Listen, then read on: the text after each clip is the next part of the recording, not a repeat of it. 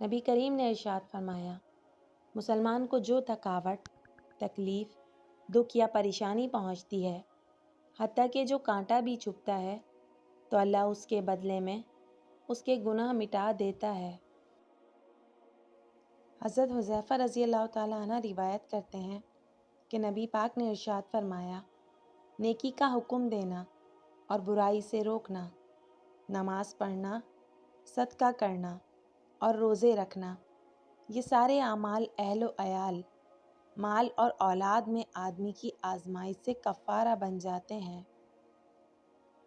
نبی پاک نے ارشاد فرمایا، قیامت کے دن جب اللہ تعالیٰ دوزخیوں پر رحمت کا ارادہ فرمائے گا تو فرشتوں کو حکم دے گا کہ وہ دوزخ سے ایسے لوگوں کو باہر نکال لائیں جو اللہ کی عبادت کیا کرتے تھے۔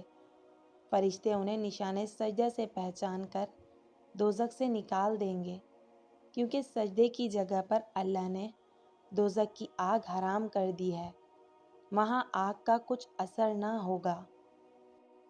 نبی کریم نے ارشاد فرمایا، درختوں میں ایک ایسا درخت ہے کہ اس کے پتے نہیں جھڑتے، اور مسلمان کی مثال اسی درخت کی سی ہے، بتاؤ وہ کون سا درخت ہے؟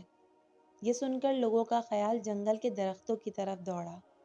عبداللہ رضی اللہ تعالیٰ عنہ نے کہا، میرے دل میں آیا کہ وہ کھجور کا درخت ہے، مگر میں اپنی کم سنی کی شرم سے نہ بولا۔ آخر صحابہ کرام نے نبی کریم سے ہی پوچھا کہ وہ کون سا درخت ہے؟ آپ نے فرمایا، وہ کھجور کا درخت ہے۔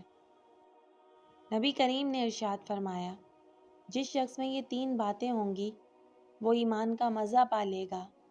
ایک یہ کہ وہ شخص جسے اللہ اور اس کا رسول ان کے رشتہ داروں سے زیادہ عزیز ہو، اور دوسرے یہ کہ جو کسی بندے سے محض اللہ ہی کے لیے محبت کرے، اور تیسری بات یہ کہ جسے اللہ نے کفر سے نجات دی ہو، پھر دوبارہ کفر اختیار کرنے کو وہ ایسا برا سمجھے جیسا آگ میں گر جانے کو برا جانتا ہے۔